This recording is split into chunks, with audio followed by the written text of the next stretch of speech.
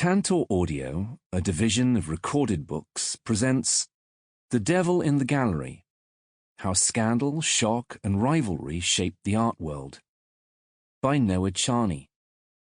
Narrated by Julian. Publisher's Note: in this audio edition, you will hear references to visual elements present in the print and e-book formats of the book. Forward. Are artists a bit bizarre? Martin Kemp. Yes, was the answer given in the mid-16th century by Michele Savonarola, learned uncle of the turbulent priest Domenico Savonarola, who was to become a major agent in the violent overthrow of the Medici in Florence. In a similar vein, Federico Gonzaga, great patron of Andrea Mantegna in Mantua, warned the Duchess of Milan, "Typically, these excellent masters have something fantastic about them." The model of creative capriciousness they had in mind was derived from the poets of antiquity. Plato believed that poets created their verses when not in their right minds.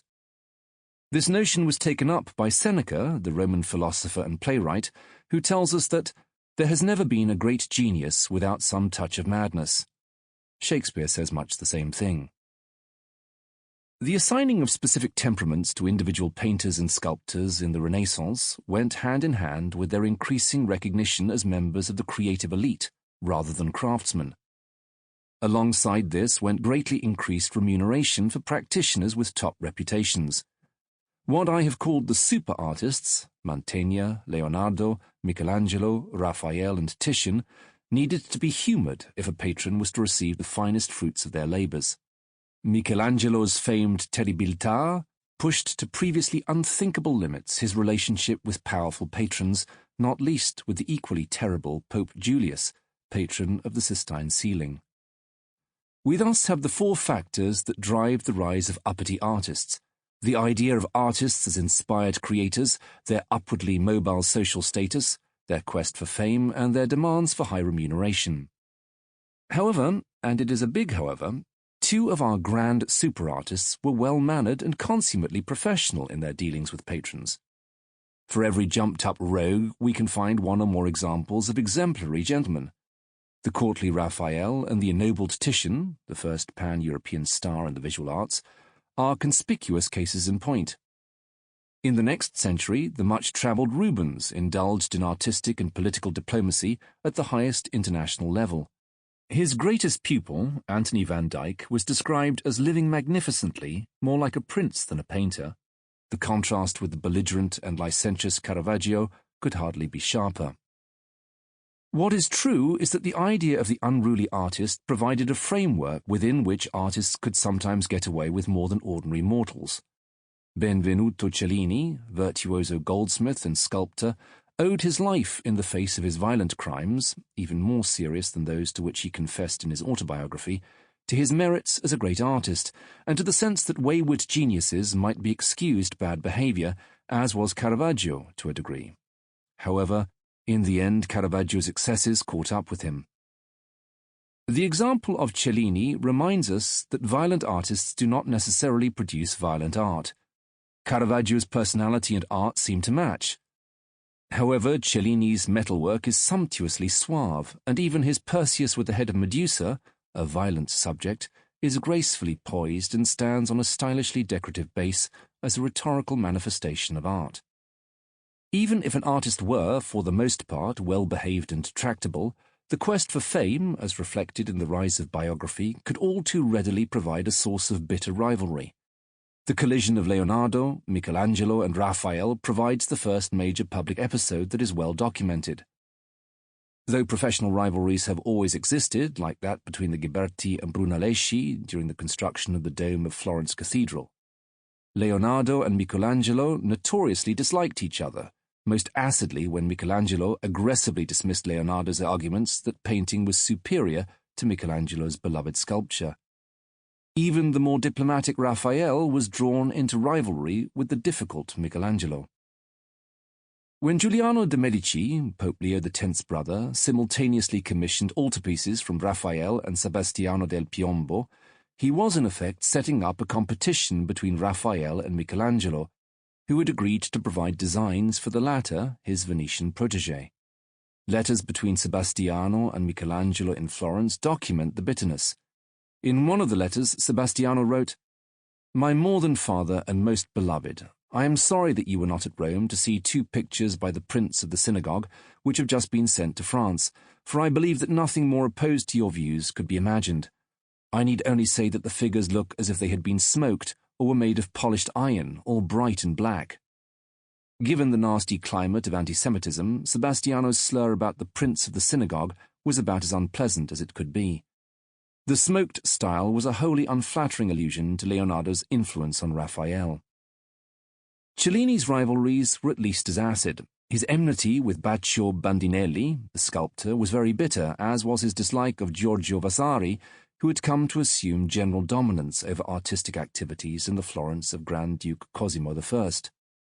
The verbal picture of Little Giorgio in Cellini's autobiography, with his filthy claws, was viciously designed to undermine the stature and refinement to which the ambitious Vasari aspired. What we witness after the Renaissance is a steady progression of the idea that artists might well be expected to behave badly and even in a scandalous manner. Those who did so were more likely to be noticed and find their way into historical records than those who acted with propriety. Sin is generally more picturesque than virtue. There is also at least some sense that those artists who were temperamentally inclined to erratic relationships found some kind of encouragement from what was becoming the popular image of the artist. In the grand theatre of international art, artists could play up to their anticipated roles. The rise of the academies under noble or royal patronage, beginning with Vasari's Accademia delle Arti del Disegno in Florence in 1563, worked in the other direction, cultivating an aura of learning and the highest national and international values in the service of rulers. It would not be hard to accumulate plentiful stories of artists rising towards social respectability, assuming intellectual merit and acquiring material gains.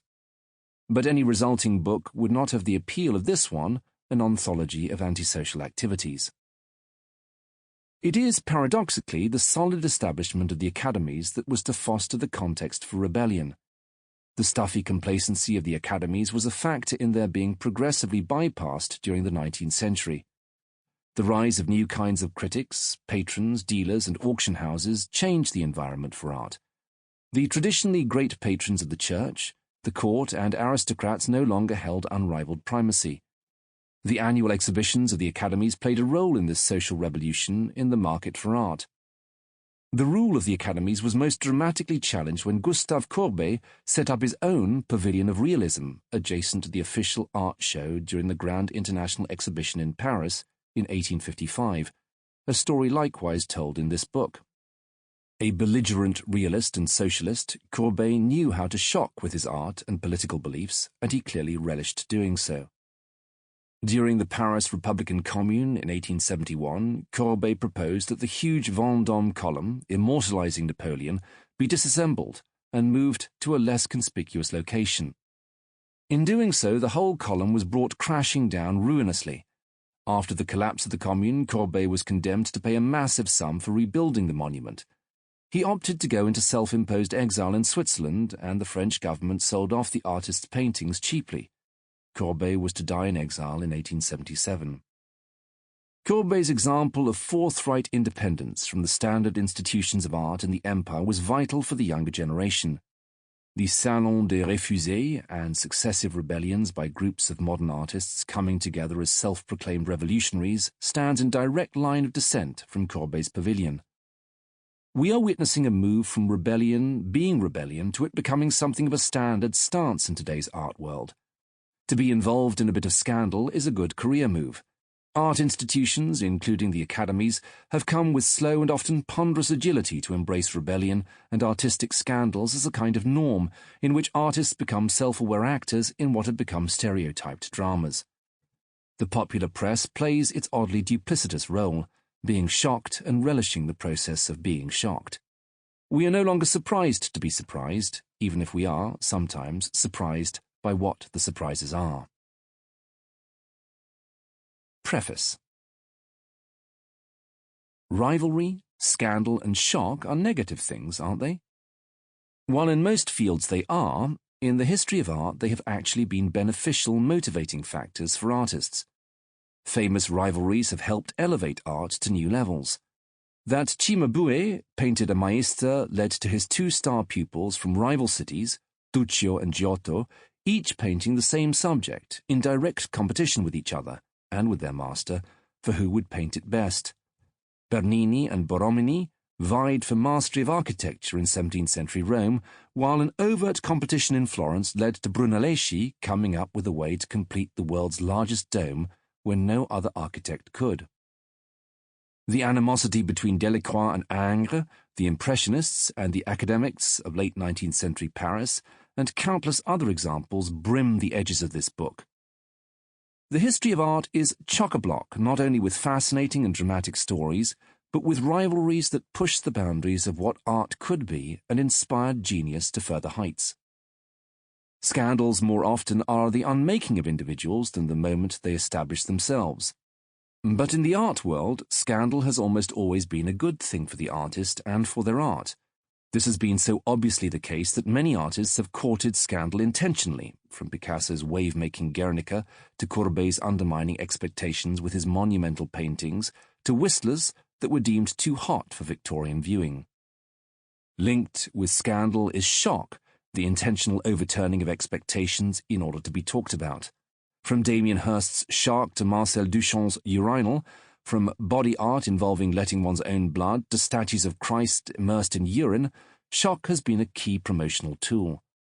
But shock in the art world is not only the realm of the 20th century. Caravaggio intentionally created works that he knew it would be deemed indecorous and rejected by the commissioners, for instance, when he used the corpse of a drowned prostitute that he'd seen fished out of the Tiber River as his model for the Virgin Mary in his Death of the Virgin. What would our history have looked like stripped of rivalry, in a world in which everyone got along and maintained the status quo? And what role does the public play as recipients of the stories, as the ones who are scandalized and the ones who are shocked? Over 3 distinct sections and covering more than 2,000 years of art, the case studies in this illustrated volume will look at when negatives resulted in positives and how dipping into the darkness and playing dirty upped the game of artists and benefited the course of art. Art is filled with individuals for whom rivalry, scandal and shock seemed integral parts of their DNA. Caravaggio and Bernini were rarely at peace and seemed to have been regularly asking for trouble, an attitude that ran parallel to the passion that stoked their artistic genius. The 3 categories frequently overlap in individuals and incidents.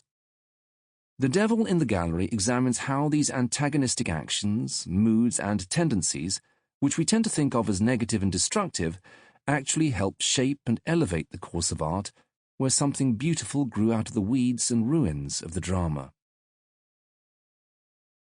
Introduction. Sympathy for the Devil. Caravaggio lived a violent, hot fist of a life.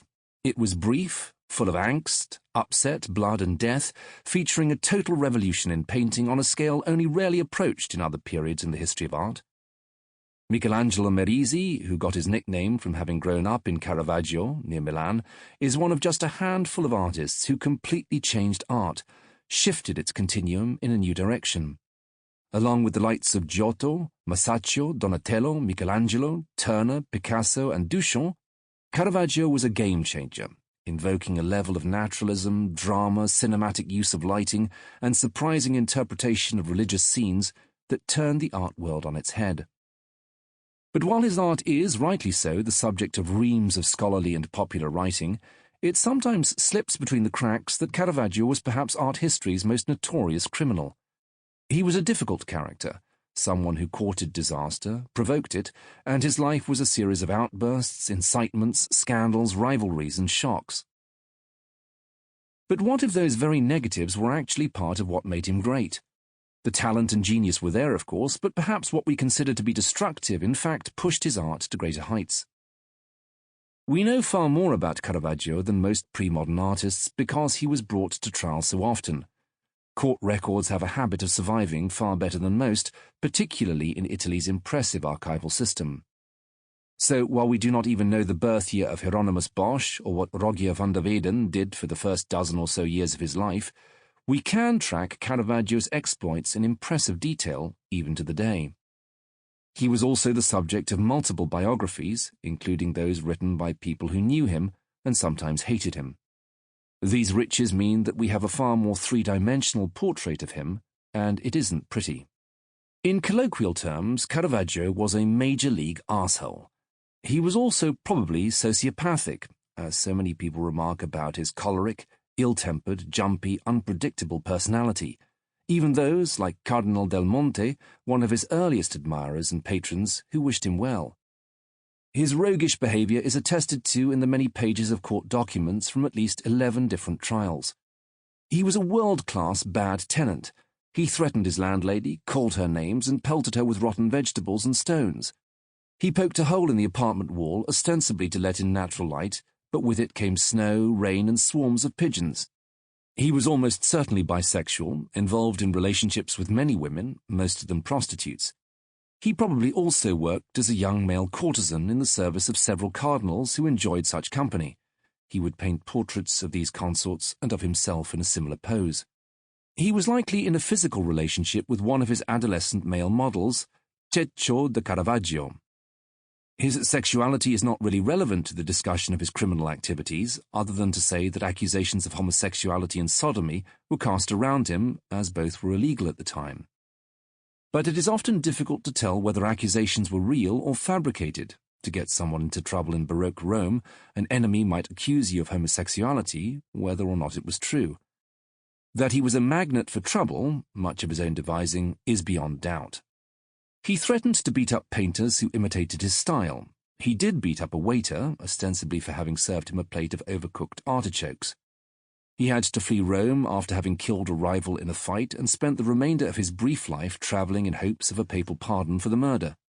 Both his pugnacious manner and the murder were impediments to his artistic career, as they forced him to lead so unsettled a life that his artistic production was limited due to his constant travel, always on the lam, getting on the wrong side of all who took him in. But other negative characteristics may have spurred his art forward. We tend to think of painters as perhaps somewhat effete, low-key types. But Baroque painters were a badass bunch. There were street gangs of painters, with a particular rivalry between Dutch painters living in Rome and local boys. Caravaggio was involved in gangs and gang street fights. He carried a sword, which was illegal at the time if you were not an aristocrat, and he had it inscribed with a decidedly badass phrase that translates as, "Without hope, without fear."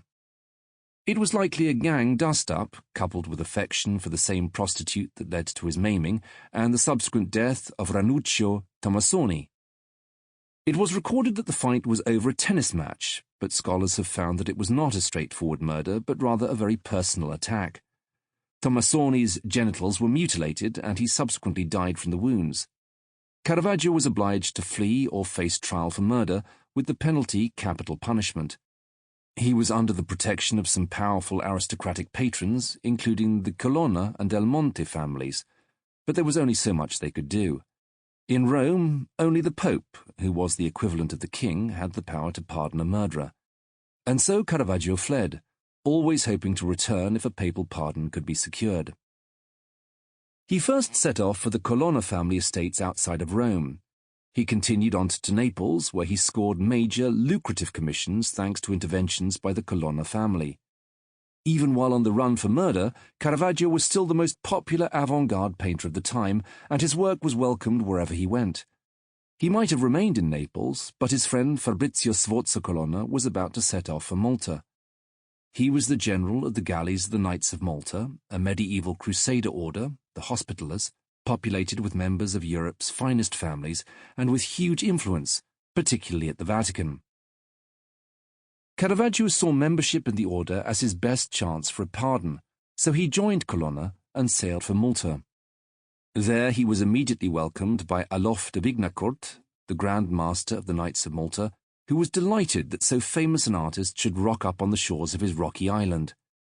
While another knight, Malaspina, commissioned religious works, Caravaggio's St. Jerome and beheading of John the Baptist, Vignacourt had his portrait painted, as did some other illustrious knights.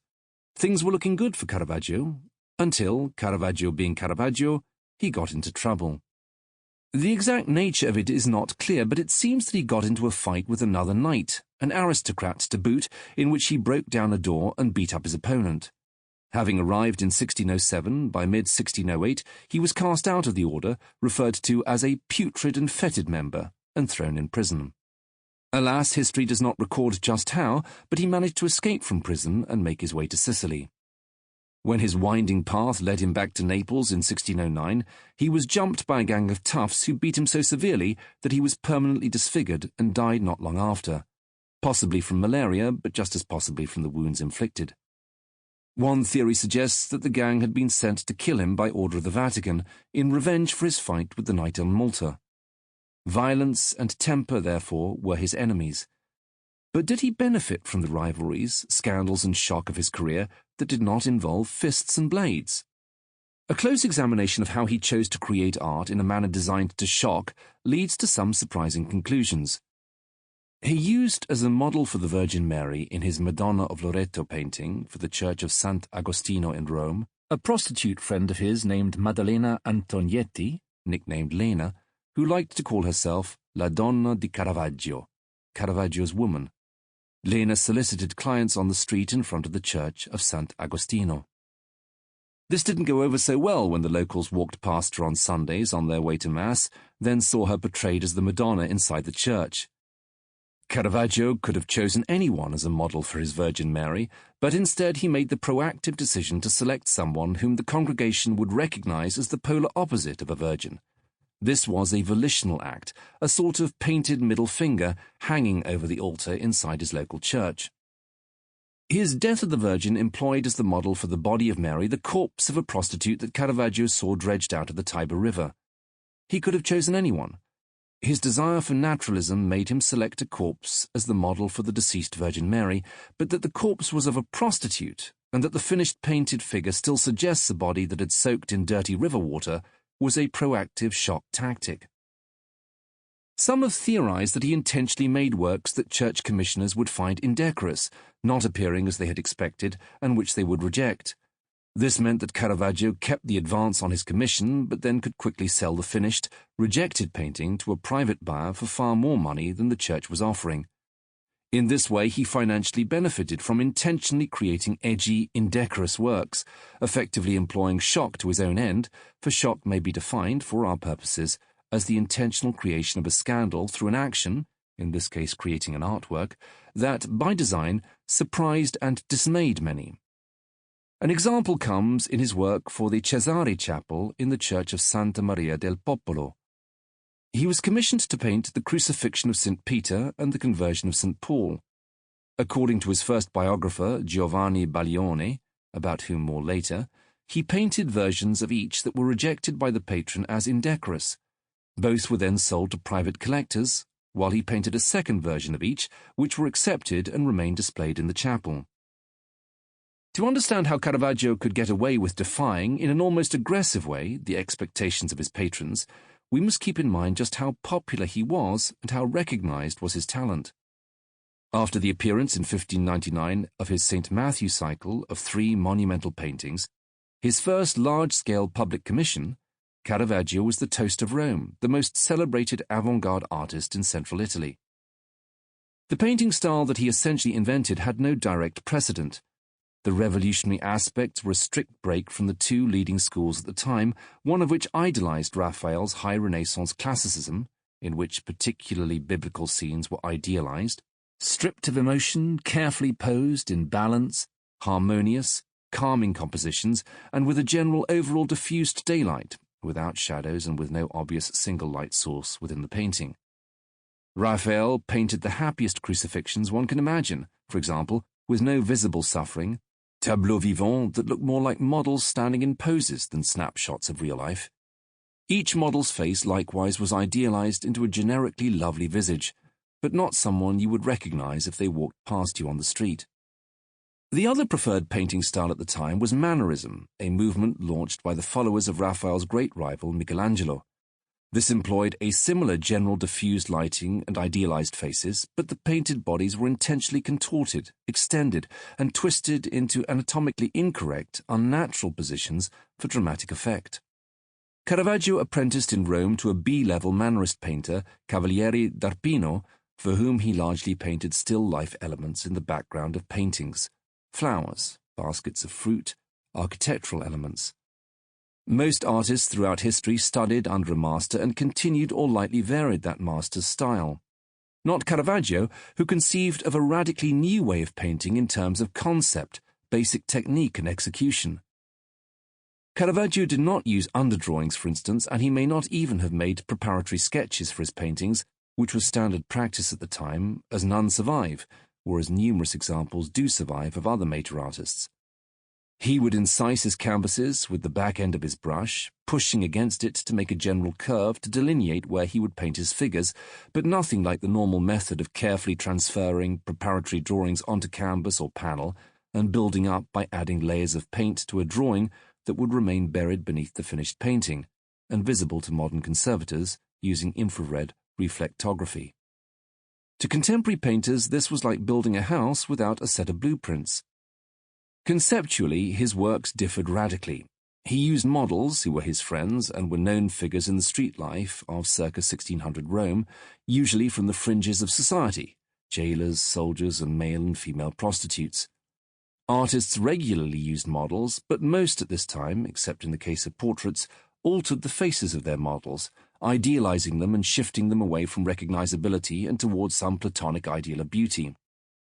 Caravaggio's models were painted as they appeared, often in all their haggard, ugly glory, which meant that viewers of the time recognized them, and many found it distasteful that these low-life characters were used as models for biblical protagonists, as in the models used for his Virgin Mary paintings. It was also shocking that Caravaggio painted biblical figures in contemporary clothing, rather than the early modern era of what people in Christ's time would have worn, togas and loincloths and the like. Yet Caravaggio was extremely religious and followed the recommendations of the Council of Trent, a series of emergency meetings of the Catholic Church to determine how to combat the Reformation to an extent that was beyond what commissioners expected. The Council encouraged a deeper meditative experience by imagining a biblical scene in the present day. This was why Caravaggio painted biblical figures in the attire of his contemporary Rome. But he was the first artist to take the Council of Trent's ideas on meditation and realize them in paintings, and it was upsetting for many viewers. His paintings also differ in terms of which moment in a biblical story he chose to depict. Raphael's and Michelangelo's works show a posed moment after an action has finished or before it has begun. Crucifixion paintings normally showed Christ on the cross after he had died. Caravaggio preferred a moment after an action has begun, but before it has ended. For example, his Crucifixion of St. Peter shows the saint alive, having just been fixed to the cross, while his executioners struggle to raise it upright. In his Calling of St. Matthew, part of the St. Matthew cycle that secured his renown, he shows Jesus pointing toward Matthew, but Matthew has not yet seen Jesus because he is in the midst of trying to steal money from his colleagues. In the Martyrdom of St. Matthew, from the same cycle, we see a moment after Matthew has been stabbed but before he has died, with his murderers escaping and the slaves he was in the midst of baptizing, when he was attacked, reacting in horror and seeking to defend him. There is an extreme example in Judith and Holofernes, where he painted Judith severing the head of Holofernes, head half detached from his body, spurting blood every which way, but with Holofernes not quite dead yet. Unlike the high Renaissance posed scenes, Caravaggio's paintings are rich with movement, dynamism, and potential energy. If we imagine them as a paused screenshot from a film, were we to unpause them, lots of movement would follow.